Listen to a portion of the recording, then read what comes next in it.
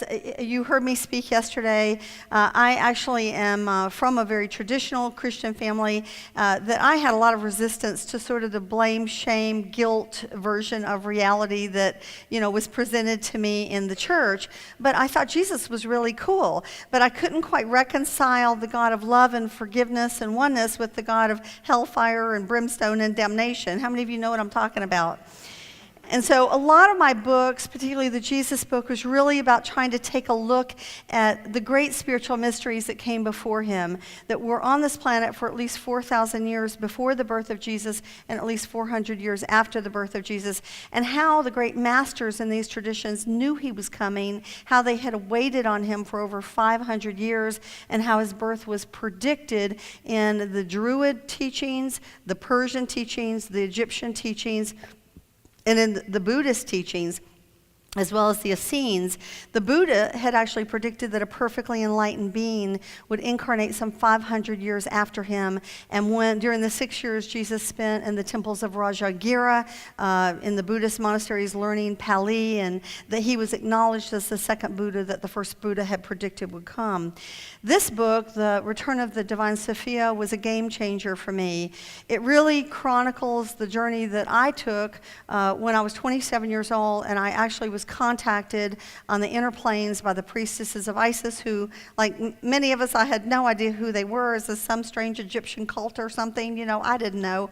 But they actually then contacted me 2 months later in the outer planes, and through this, I met my shaman teacher. And for many years, I studied with her and was initiated in the Egyptian mysteries, in the Celtic mysteries, the Druid mysteries, the Native American twisted hair.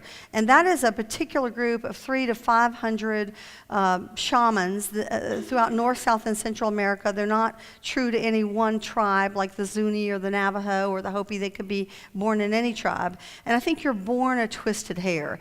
The twisted hair are like me. They're time walkers. They claim to know the hidden history of the planet going back some 230,000 years. And they talk about the 12 extraterrestrial races that seeded the planet Earth.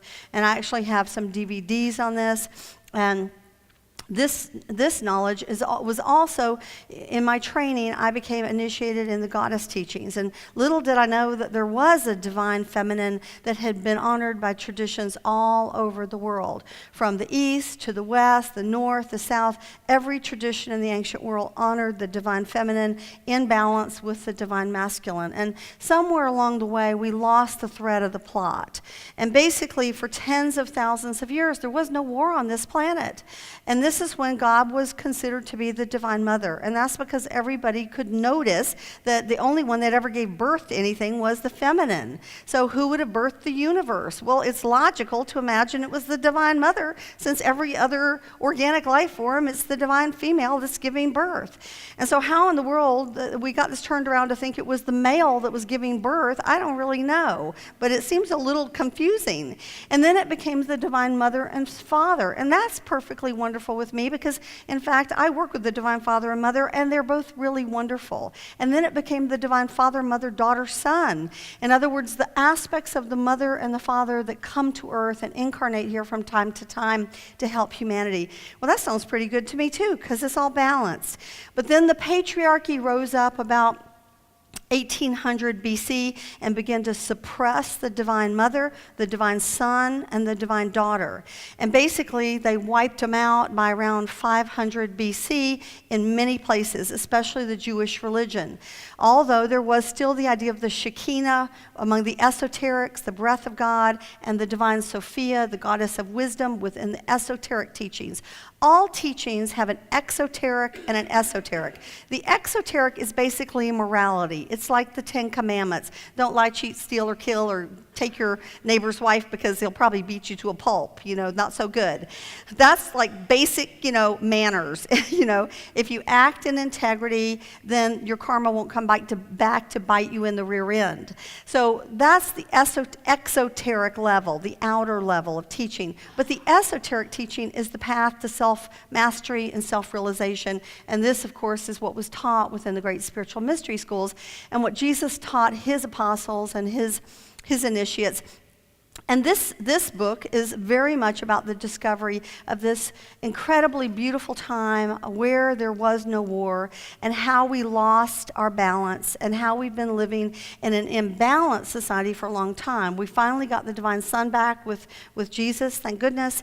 And there was a chance there where we could have gotten the divine daughter and mother back. But as we know, we really didn't. We got Mary the mother, but if you ever read, Catholic books, I have some really great ones on Mary's apparitions around the world, over 250 in countries all around the world the last few hundred years. They're careful to say there's nothing holy about her now. She's not really sacred. She was just a woman who loaned her womb, yes indeedy, and so it's just kind of very sad that, they're so threatened. Bless their little hearts. That's what we say in the South, isn't it? Bless their, right, we're in Arkansas, we can say that, bless their little hearts, let's send them some love and raise them up.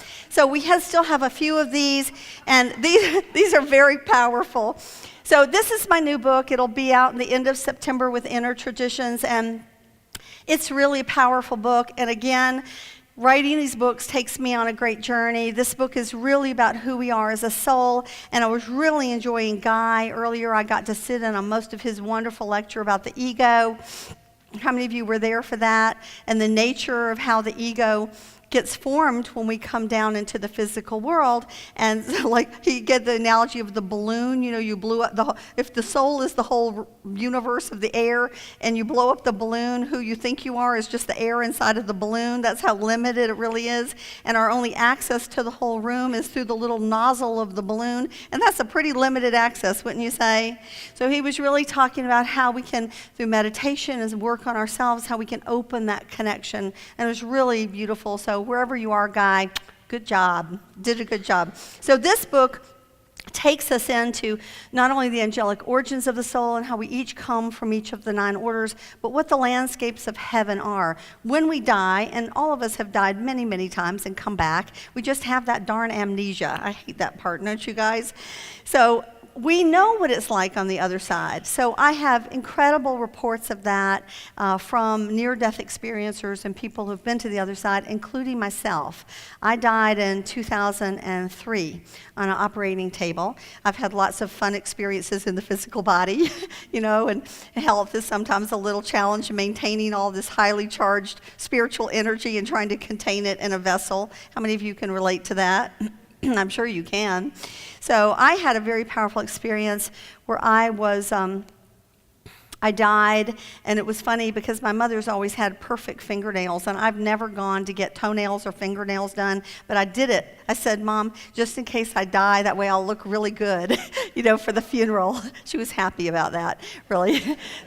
So I wound up going into this incredible chamber of light, and there were 5 luminous light beings that were humanoid in shape.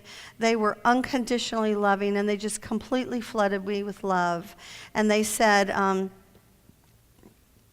we see who you are, and we really acknowledge you for all the thousands of people you've helped through your readings, through your teachings, through your healing work, and we really honor you. And I'm like, well, I'm really tired. I really want to come home. And they're like, well, how about all those thousands of people you said you would help, that if you come home now, you won't be able to help? And so I don't know how they did it, but they let me see my life as if I had gone over to the other side. And I realized that each one of us comes in with a contract, whether we know it or remember it or not. And if we throw in the towel early, when we get to the other side, we're very disappointed with ourselves that we let, things like financial or stress or physical discomfort in the body deter us from what, as a soul, when we're so strong in our radiance, we know that we're here to do. And so I came back. So since then, this is my 4th book that I've written, and then that whole Great Mystery School and all those DVDs. And so it's such a pleasure to come and be with you and to kind of share this work, because some lives are about, raising a home and a family and children, and some lives are really just about spiritual service. And for me, that's what this particular life happens to be about. So you are the reason that I'm still on the planet. So thank you for having me.